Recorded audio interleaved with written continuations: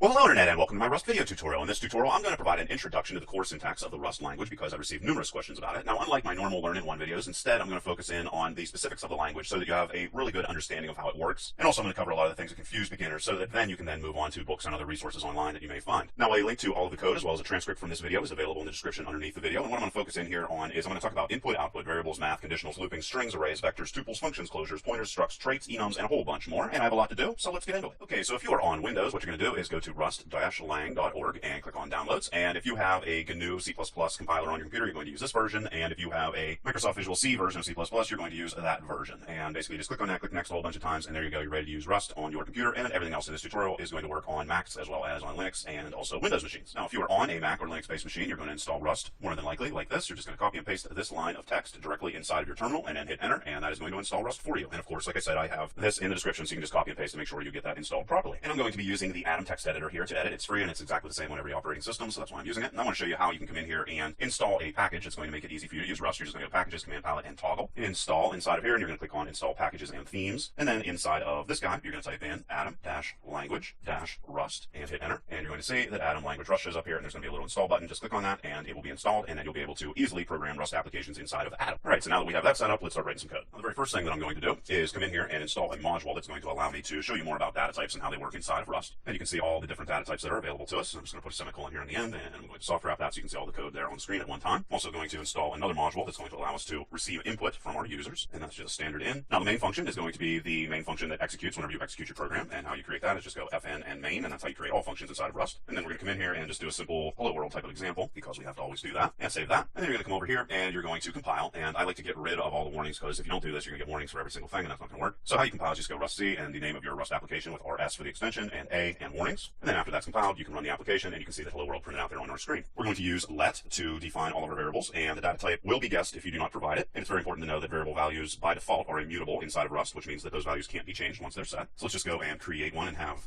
the Rust compiler go and automatically figure out what type of data type that is. That's just a basic integer. You could, of course, come in here and not only make a variable that is mutable, which means that the value can change, but you can also come in and define the data type for that value or for that variable. And I showed you before all the different primitive data types that you have inside of Rust. There's just a list. These are integers, 8-bit, 16-bit, 32. This is going to be an integer based off the buffer size on your computer. This is going to be unsigned. This is going to be a 32-bit float, which just means a number with a decimal place. And we'll be using all of those as this continues. And just so you know what sizes you can keep in all these different data types, I'm going to come in here and go print line. And if we want to get to the maximum number we can store in an 8-bit integer, we just go like this with max at the end, and this value is going to be transposed right here between these two curly brackets. If we compile and execute that, you can see those numbers are quite large. So let's zoom out here. Max 8-bit integer, and that's 127. Negative 128 is the minimum, and you can see so forth and so on how big these numbers get inside of Rust. So that's just a basic idea of the types and how large those different data types can be inside of Rust. We're also not only going to be able to use those different data types, we're also going to be able to use booleans. So we can do something like is it true and say that we want this to be a boolean, and we can either store true or false inside of booleans, of course. We're also going to be able to store individual characters. So let's say I wanted to store the letter X inside of here. I can define that that's a character, and that is going to have the value of X, of course. And like I said before, we're able to place variables inside of our output, just like you saw previously, by just going I am and throw curly brackets inside of there, years old. And then right here, we're going to be able to go age and get that value right there. And there you can see hello world Mac, and I am 40 years old, and with age transposed directly inside of the output. Another thing that's important to know is we're actually able to set the values for multiple different values or variables inside of Rust. And also the variable names are going to start with letters, and they're going to be able to contain letters and underscores. And normally these variables are going to be separated with an underscore. That's common practice. You don't actually get an error if you don't do that. And I can come in here and assign two variable values just like that. So there's a brief overview of variables. We'll be doing more with them. Now I want to focus in on some other ways you can output your data. Now you're going to be able to place multiple different pieces of information in different ways inside Rust. So let's come in here and do something like it is, curly brackets, throw 0 inside of there, that, curly brackets again, is, and throw that 0 there. And then we'll throw is it true inside of there, and let X, and we'll go and get those variables and throw those back in there. And then we're going to be able to run that. You're going to see right here, it is true, and it got to that true value from this guy right here. And then it also used true right there. So we're able to use indexes to load the different data over and over again for our output. We're also going to be able to output or change our output in multiple different ways. So let's come in here and let's say that we want only 2 decimal places to show up for data that we want to output on our screen. We can do 1.234 and provide 3 and just get 2 in exchange. Let's go into a couple other different things here. We're also going to be able to output binary, hexadecimal, and float information. Just go binary, and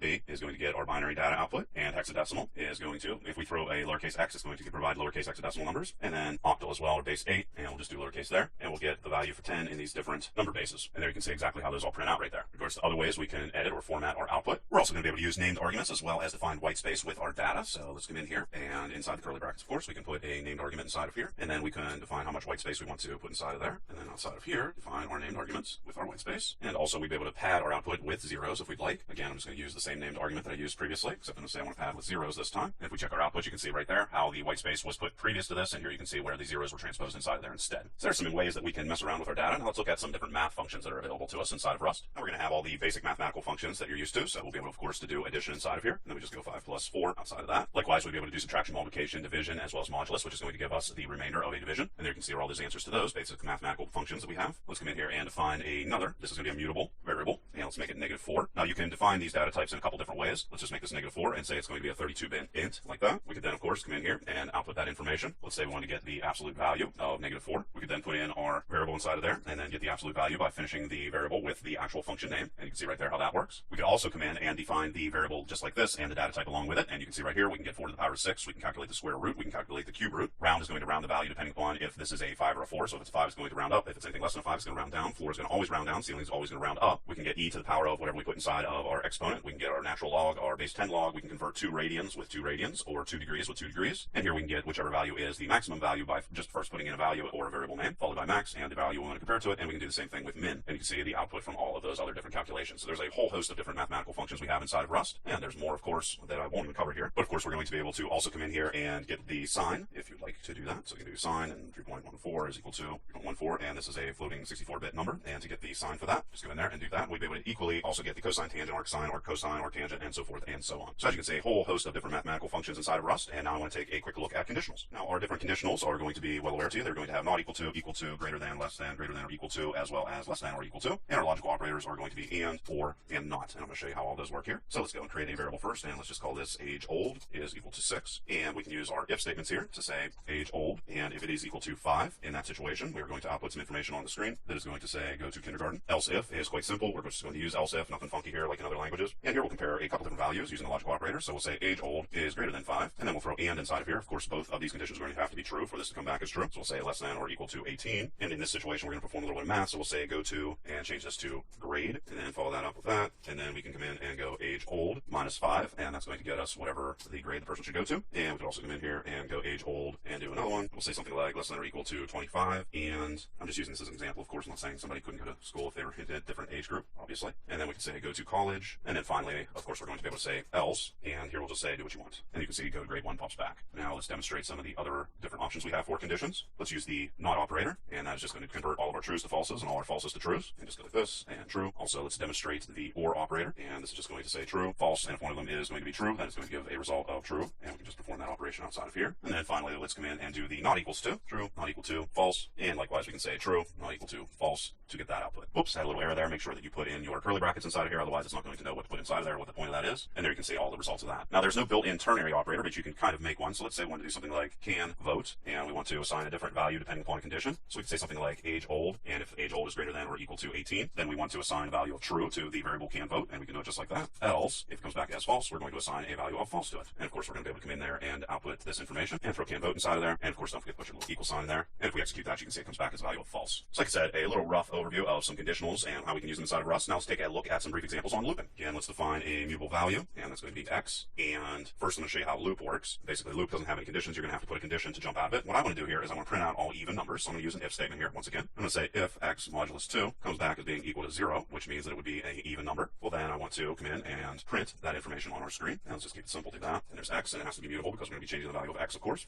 And one way you can sort of a shortcut way you can increment the value of x is to do that right there. And then if I would no longer want to check anything, I can go continue. And what this is going to do is obviously increment x because I did it right there. And then this is going to jump and skip everything that follows after here and jump back to the top of the loop and check the value again. Now, how are we going to check these values? Well, first we checked if it was even or not. Now, what we're going to do is figure out how we're going to jump out of this loop altogether. Then I'm going to say if x at some point is greater than 10, well, I want to jump completely out of the loop, and break is going to do that for us. And otherwise, we're going to come down here and we're going to increment the value of x. Also, you can decrement the values in exactly the same way. And we can go and do a continue once again. And if we run that, you can see we printed out only the even numbers right there. We're also going to have while loops. Let's go and create another one here. And let's just call this y is equal to 1. And while loops are going to work in a similar fashion, except you're going to put the condition directly right after y. So I'm going to say while y is less than or equal to 10, I want to continue looping here, and I'll just keep this simple and throw that there, throw your y right there. And then of course you're going to have to increment your value as you cycle through this. And there you can see it printed out 1 through 10. And then the final looping structure we have here, there's a couple other different ways to loop with for, but this is a basic way. What we're going to do here is work with a range. So it's going to be 1 through 10, and just keep that real simple. I'm just going to come in here and do this, and we'll throw 4 inside of there just so you can see how that's different. Throw z inside of there, and there you can see all the loops and how it worked with the for loop and how we are going to be able to run through that. So we'll be doing more with looping as the tutorial continues, but there is a brief overview of the different options you have available to you. And now I'm going to take a closer look at strings. So we can come in here and define a string, and we'll just have this be I am a random string. Now we're going to be able to get our string length,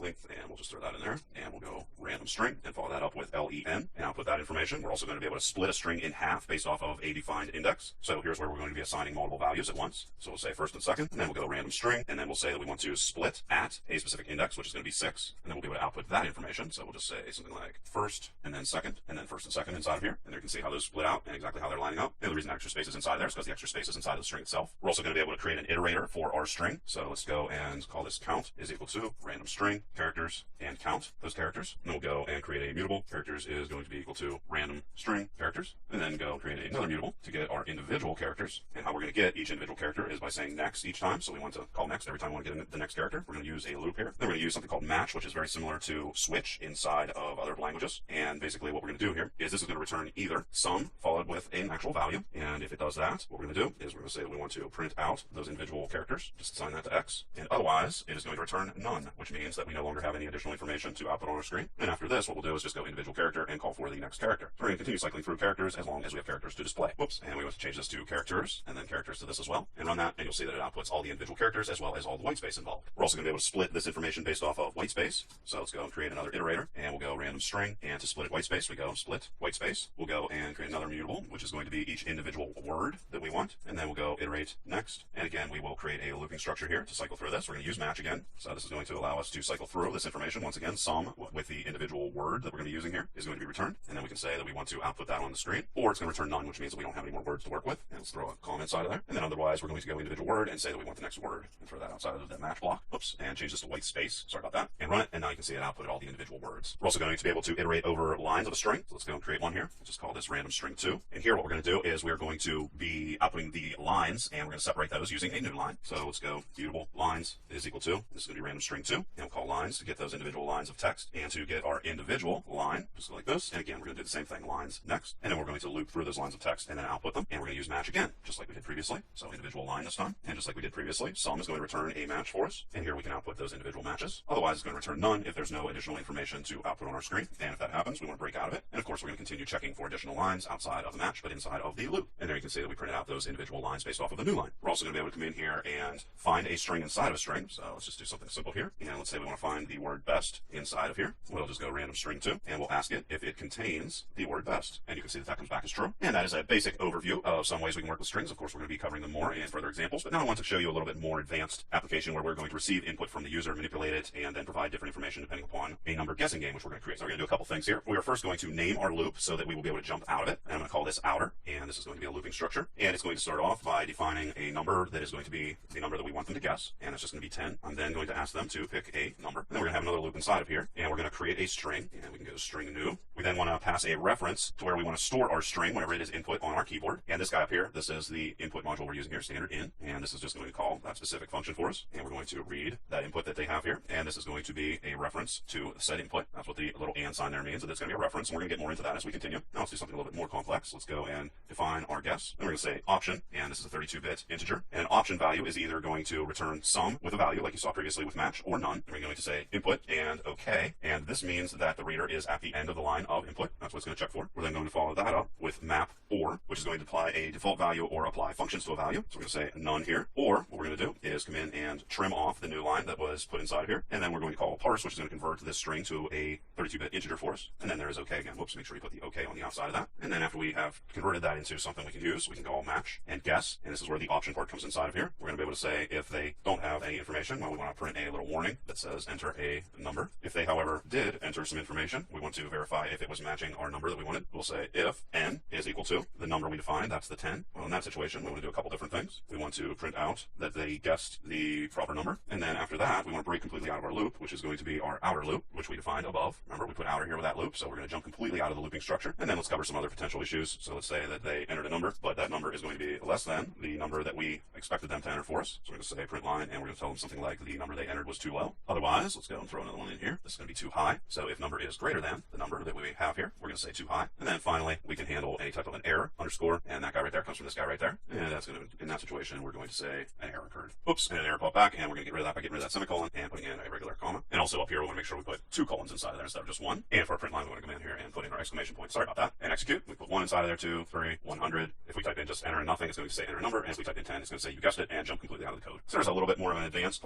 explanation of how to use Rust. Now I'm going to jump over and provide some examples on how we can use arrays. Now an array is just going to be a fixed size list in which everything in the list is going to be of the same data type. And we can just throw some items inside of there. And we can get the array by our index, just going random array like this. And let's say we want the first item. This is a 0-based array. That's going to now put that on the screen for us. We're also going to be able to get our array length, just like we did previously, just by coming in here and going len. And also let's show you how to get a slice of an array. So for example, let's say we want to get the second 2 items in our array. Let's just go second 2. If we want to output an array, we're going to have to use this little guy right here. That's colon with a question mark, and that's used for debugging this information. And here we are going to get a reference to our array and then define a range we want. So we want the second 2. So we're going to say we want to start at index 1 and then go up to 3. And if we execute that, you can see right here that 1 is going to come back because we said we want the 0 index, and there's 1 length, there's 3 elements, and then right here we were able to get 2 and 3 by saying that we wanted the second 2 items inside of our array. So that's just the basics of arrays, and I leave it to you to go and check out the different functions that are available with arrays inside of Rust. There are a bunch of them. I also want to focus in here now on vectors. Now, unlike arrays, a vector is going to be able to grow in size. So let's go and create a vector here. How we define them is go vec like that, and just like that, just similar to arrays anyway. And let's go and get the index. So let's say we want something like item 2 from our vector. This, of course, is going to change to a vector 1. And then you want the second item. Well, we'll just put in a 1 inside of there. We're also going to be able to iterate through arrays with for loops. So we can say for I in, and we're going to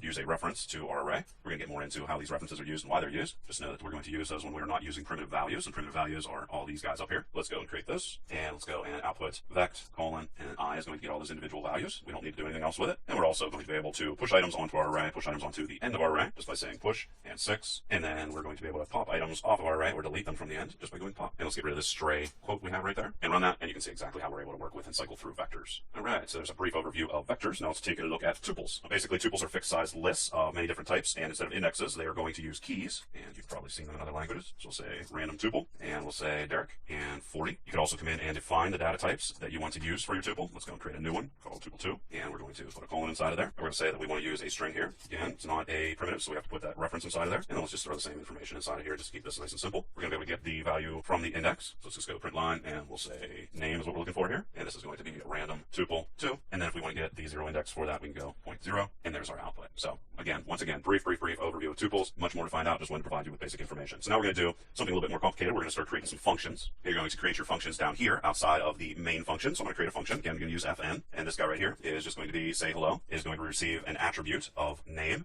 and you're going to have to define what type of attribute that's going to be. It's going to be a string. Again, it's not a primitive, so we're going to use a reference here. And this guy's just going to print out hello, followed by whatever name you passed inside of here. So we'll just throw a name inside of there, and then we can call that just by saying say hello inside of the main function, and then we'll throw Derek inside of there. And when we execute, hello Derek pops back. So let's do something a little bit more complicated. Let's say that we want to receive 2 values and return 1 value. We're going to add these values. So we'll call this get sum, and we're going to get number 1. Again, we have to define what it is, 32-bit int, and num2, and this is going to be a 32-bit int as well. Going to then define what value you're going to be returning, which is going to be a 32-bit integer. And if you do not put a semicolon at the end of your function, this is going to be the value that you automatically return. So you don't always need to use return, but you can use return, as you'll see here in a moment. And then we'll be able to come in here and perform this addition. So let's say 5 plus 4 is equal to, and we can call our function upside here. So we'll say get sum, and we'll pass in 5 and 4 as the attributes and run it, and you can see that that works. Another thing's kind of neat is we can create what's called a binding to a function. So we can say we want to define a variable called sum and then bind it to the get sum function, and then call this and execute it much the same way. So we'll say 6 plus 4 is equal to, and then use sum instead of the actual function name. And with closures, you're going to see here in a moment that we're going to be able to do a similar thing with a whole bunch more, and also pass those functions inside of other functions. And here you can see is the result of that. And since we're talking about closures, why don't we go take a look at closures? Now, closures is going to represent blocks of code, and they're going to be able to accept parameters and also be able to be passed into functions just like any other variable. So let's create one. We'll say call this sum nums, and then what you're going to do here is define a parameter that's going to be passed inside of it, and you're going to have the data type. So we'll say x and y. Both of them are going to be 32-bit integers, and then we're going to define exactly what we're going to do with those 2 values as they're passed in. We're then going to be able to come in and let's say 7 plus 8 is equal to, and then we can do sum nums and pass in 7 and 8, and that's going to perform that calculation for us. As you can see right there, do something a little bit more complicated. Another thing that's kind of neat is we're going to be able to access variables that are outside of the closures. You can try doing this with functions and see that you're not able to do that, but with closures you can. So let's go and create a 10 variable here, and then create a closure that is going to receive a value of x, 32-bit integer, and it's just going to add whatever value was passed inside of there to num10, which is the variable that lies outside of the closure. And then we'll be able to come in and say 5 plus 10 is equal to, and then call our closure right here. So add 10, and and pass 5 inside of there. And if we run it, you can see that that indeed works as well. So basic overview of closures. Now I'm going to talk more about ownership as well as pointers and why we have to use references. So basically, there's only going to be one binding for each resource that we have. And when I say resource, I'm just talking about anything that's not a primitive value or a primitive variable inside of Rust. And what that means is if you assign data to another variable, the original can no longer access that data. So let me show you an example of what I'm talking about. So let's create a non-primitive. Let's create a vector and vect 1, 2, and 3. And then let's go and create another vect and let's assign the value of vector 1 to that. Now what I want to do is I want to print out the value here and see what happens. So I'll go print line, and I'm going to say specifically that I want to get the 0 index for that vector, and I'll put that on our screen. If we come outside of here, this, you would think that that would work, but it does not. And this is the area you're going to see anytime you're trying to use something that you really should be using a reference, use of moved value. So that is an example of how you would have an error whenever you're trying to work with non-primitives. Now that doesn't work, but would we be able to do that with primitive values? Actually, you can see yes, you can. So we'll say primitive value, and let's just give this a value of 1, and then we'll create another primitive value 2, and assign primitive value to it, and now try to print that information out. So we'll say prim value, and then call prim value. And if you run it, you can see that you can access that. So primitive values you can access, but you're not going to be able to do that with vectors and anything that's not a primitive value. So now what I want to do is come down here and create a function that's going to sum all the values of a vector. So we're going to say sum vex, and then we're going to call it v1, and we're going to define that it is a vector by putting our reference sign inside of there, and it's going to contain 32-bit values, and then it is going to return a 32-bit integer, and then we're going to define the sum of all those different values, and we're going to do that by creating an iterator that's going to cycle through all those different values. We're then going to call fold, and fold is an iterator adapter that's going to apply a function to all the values in this situation to our vector, and it's going to take an initial value, and that's going to be 0, and then it's going to contain a closure, which is going to receive an accumulator and an actual element. So we'll say mutable sum is what we're going to be working with here, reference to x, and then the closure is going to be sum, and we're going to add all the incremental values of x as it cycles through our vector and store those in sum. And then, like I said before, you are able to use return inside of Rust, and we're going to return that sum. Now if we want to call this function up here, we're going to pass a reference to our vector. So we'll say print line, and we can say sum of vect, and then inside of this we're going to say sum vex is the function we want to work with, and we're going to pass a reference to our vector, which is going to be perfectly fine, and this is going to be vector 2. So let's come in here and define that. Let vector 2 is equal to, and also we can come in here and pass this value inside of a print line statement. Let's just call this vect. Again, for debugging reasons, we're going to use the colon and question mark and call vector 2. And you can see right here that not only were we able to pass that vector inside of the function, and also we were able to still print it out thereafter. So that's how we use references to pass data between different variables as well as different functions. So now let's take a look at structs. Now structs are going to be used to create custom data types. So let's say that we wanted to create, again, we're going to do this outside of main. Let's say we wanted to define a circle data type that's going to be custom to us. And let's say we want to have an X point inside of it. We're going to have to define what type of data type. Also, we're going to have a Y, again, it's a different type of data type. And then we'll have a radius because that's important with our circles and with some calculations we're going to be performing with our circles. So there we go. We created that. Now I'm going to show you a couple different ways to create functions that are going to be tied to our structs. The one way we can do it, which isn't considered to be the best way, is we can go and actually define a function directly. And again, we're going to be passing in a circle reference. And in this situation, we're going to be passing back a 64-bit float. And to get that radius, for example, we just go circle radius, and that's going to return it to us. However, it's recommended that we define structs with the implementation operator instead, and that is impl. And we're going to say circle here, and then inside of it, define our function. So let's say we want a function that's just going to get the value of x. We could do so. We're going to have self here, which is going to be a reference to the circle object we're working with. 64-bit float is what it's going to return. And like I said, self is going to return to, or refer to the circle structure that we are creating inside of here. And now we come up inside of here and create a circle. So let's go say this is mutable. Circle 1 is equal to, this is a circle struct. And then we'll define all the different parts. We'll say x and give that a value of 10, and y, give that a value also of 10. And then to keep it nice and simple, we will go and create a radius and also give that a value of 10. And then we'll close off this guy, and we can get our circle values. So let's go get rid of this. And inside of there, we're going to say that we want to return x, and we want to return y, and we want to return our radius, and I'll put all those on the screen. And then to reference them and get those different values, we're going to say circle 1 dot x, and circle 1 once again dot y, and then circle 1 dot radius. And we'll be able to output those onto the screen. Likewise, we're going to be able to reference and get our radius using the function that we defined down below. So we're going to come in and do another print line and say that we want to get our circle radius, and then if we want to call that function directly, we can go get radius and then pass in a reference to the actual circle, and that'll return that to us. And likewise, we will be able to use the implementation function we created, and here we're just going to say circle x is the value we want to work with, and what we want to get out of it, we're going to say circle 1 and get x is the function we're specifically going to call. Compile and run, and you can see that we're able to get the radius and also get the value of x, and the different ways we were able to get that, either by defining this function directly or by using the implementation option that's available to us. Now we're going to also be able to use something called traits, which is going to define functionality that a type is going to provide. So let's come in here and let's create another struct, and this guy is going to be a rectangle, and rectangle is going to have a height, which is again 64-bit float, and a width, which is also going to be a 64-bit float. And you're going to use traits much like you use interfaces in other languages. So let's say that we want to calculate the area for both rectangles as well as circles. We're going to say has area, and then we're going to define a function. Area is going to receive the struct we're going to be working with here, our custom data type, and it's going to return a 64-bit result to us. And now now we can implement that has interface for both of our structs. So we'll say implement has area for circle, and then define the exact way that the circles are going to implement this. So it's going to be past that object itself. It's going to return a 64-bit value, of course, and we'll just go 3.14159, and self radius times self radius is going to be the return value. And then similarly, we're going to do the same thing for our rectangle structs as area. So this is going to be rectangle. And then of course this is completely different. Here we'll say self and height times self width. Save that, and now we can come up here inside of main and play around with these different guys. So if we want to calculate our circle area, go in here and we'll say circle area, and to calculate it, we're just going to change this guy right here to area. And then likewise, let's go and create a rectangle using our custom struct we created. Let's call this rect1 is equal to, and it is going to be a rectangle, and height as well as width. Close that off. And then in a much very similar way, we're going to do the same thing here with our rectangle. So just paste that inside of there, and we'll say rect area, and then to get to the rectangle area, we'll go rect1. And if we run it, you can see that indeed we were able to get our circle area as well as our rectangle area. So a whole lot of information there, and now I want to take a look at enumerated types to finish it off. Now, an enumerated type is going to have one of several values. So we're going to create an enumerated type here, and we're going to call it hero, and we're going to say they can have a value of fast as well as a value of strong, and in that situation it's going to also contain a 32-bit integer. And also we'll be able to come in here and go info and define something like the superhero's name, which is a string, and the secret identity for our superhero, which is also going to be a string. We're then going to be able to define functions to work with these. So let's say we want to do something like get info, and this is going to receive a hero. We're going to use match again to perform different output depending upon what type of information we were receiving here.